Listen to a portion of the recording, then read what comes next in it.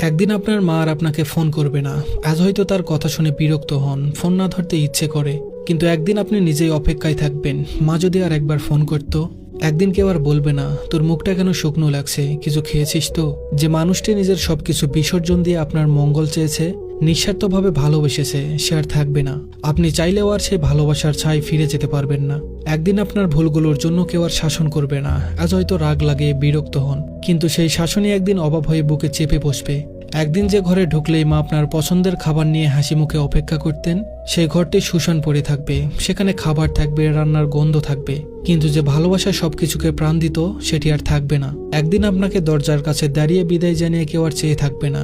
আপনার পায়ের আওয়াজ মিলিয়ে যাওয়া পর্যন্ত অপেক্ষা করবে না। একদিন তার কণ্ঠস্বর চিরতরে থেমে যাবে। একদিন আপনি তাকে ডাকার জন্য চিৎকার করবেন, কিন্তু কোনো জবাব পাবেন না। তার হাতে মাথায় হাত বুলিয়ে দেওয়ার আর কেউ থাকবে না। রাত জেগে আপনার জন্য চিন্তা করার মানুষটি আর থাকবে না, যতই ব্যস্ত থাকুন না কেন।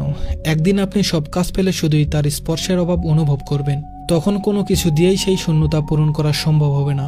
সময় খুব নিষ্ঠুর, এটি থেমে থাকে না, কাউকে ফেরত পাওয়ার সুযোগ দেয় না। একদিন শুধু স্মৃতির মধ্যে তাকে খুঁজতে হবে, তার পুরনো গলার স্বর রেকর্ডে শোনার চেষ্টা করতে হবে, পুরনো ছবিগুলো হাতে নিয়ে বোবা কান্না করতে হবে। কিন্তু কিছুই আর ফিরবে না, কেউ আর ফিরে আসবে না। আপনি কেবল অনুভব করবেন আপনার ভিতরে এক বিশাল শূন্যতা, যা কখনোই আর পূরণ হবে না।